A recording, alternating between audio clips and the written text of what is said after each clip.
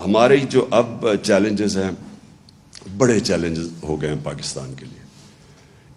جو اب ہمیں سوچنا ہوگا کہ ہم نے اب کیسے کیا سٹیپس لینے ہیں انشاءاللہ اگر ہماری حکومت آتی ہے تو وہ ہمیں وہ سٹیپس لینے پڑیں گے جو آج تک پاکستان میں کسی نے نہیں لیے. وہ واقعی وہ بڑے فیصلے کرنے پڑیں گے جو ابھی تک ہم نہیں کرتے. ہم کسی نہ کسی اپنی گورنمنٹس بچانے کے لیے پیچھے ہٹ جاتے ہیں. وہ جو فیصلے ہوں گے اس میں جو سب سے نمبر 1 جو فیچر کرے گا کہ ہم نے کیسے پروٹیکٹ کرنا ہے اب اپنے یہ ونربل لوگوں کو، اس کو ہم پرائیورٹی بنائیں گے. اس کے بعد ڈیولپ کریں گے اپنے باقی سارے پلانز. اور میں جو سمجھتا ہوں کہ جو آگے فیچر کرے گا جو سب سے بڑے ہمیں اس ملک کو نکالے گا اب جو آگے کرائسس آ رہا ہے اس میں ہمارے اوورسیز پاکستانی ہیں. یہ وہ لوگ ہیں اگر ہم صحیح معنی میں، اور ہم ڈیوائز کر رہے ہیں ابھی سے، ہم نے پلاننگ شروع کی ہے کہ ہم کیسے ان کو انویسٹمنٹ یہاں کروائیں اپنے ملک میں. کیا چیز، کیونکہ انویسٹمنٹ کا سب سے بڑا پرابلم پاکستان میں کیوں ہمارے دور میں ہم نے بلکہ انویسٹمنٹ آ رہی تھی لیکن رکاوٹ کیا تھی کہ جی اب گورنمنٹ جا رہی ہے تو 2 ہفتے میں جا رہی ہے، 3 ہفتے میں جا رہی ہے، اب دھرنا ہے. اس کی وجہ سے ایک انسرٹنٹی کریٹ کی ہوئی تھی. تو پولیٹیکل سٹیبلٹی سب سے پہلے بہت ضروری ہے.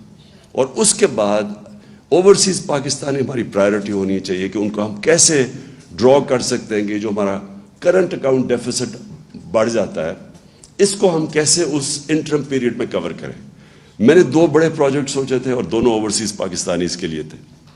ایک ابھی جو راوی سٹی، ایک نیا شہر، کیونکہ وہ سب سے زیادہ اس میں اوورسیز پاکستانی کا انٹرسٹ تھا.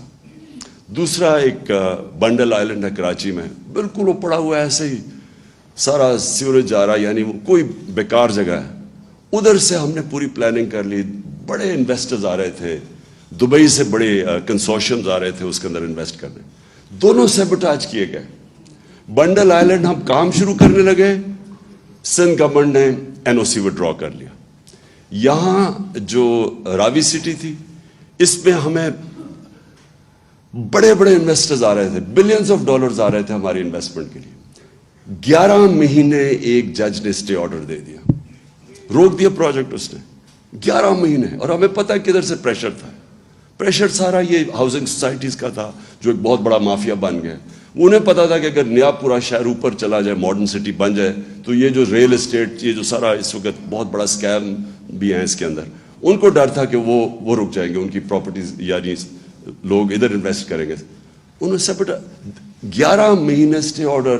اور میں اس لیے کہہ رہا ہوں کہ اس کے اندر ہمارے پاس بلینز آف ڈالرز آ جا رہے تھے جو کور کر دیتے. یہ جو کموڈیٹی سپر سائیکل کرونا کی وجہ سے ساری دنیا میں آیا ہوا تھا، میرا خیال تھا کہ ہم وہ گیپ تب تک کور ہم رائڈ کر دیں یہ پیریڈ جب کہ یہ کموڈیٹی سپر سائیکل نیچے جائے گا. تو میں وہ انفارچونیٹلی انہوں نے سیبوٹاج کیا.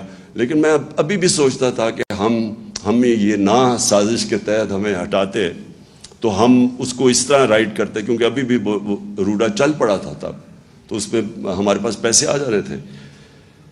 تو آخر میں سمجھتا ہوں کہ انشاءاللہ یہ طریقہ جو آنے والا وقت ہے اس میں ہمیں نمبر 1 اپنے عام آدمی کی اب بچانا ہے اس کو. یہ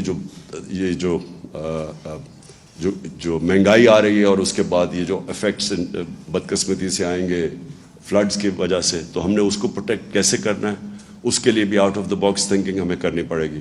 اور جو پرابلمز آئیں گے اور جو ہمارے کرنسی کے اوپر پریشر پڑیں گے وہ انشاءاللہ ہم اب ڈیوائز کر رہے ہیں طریقے کہ کیسے ہم اوورسیز پاکستانیز کو انویسٹمنٹ کروائیں گے پاکستان میں، ان کے لیے بھی ون ون سچویشن ہو اور ہمارے ملک کو بھی یہ مشکل وقت سے نکال دیں.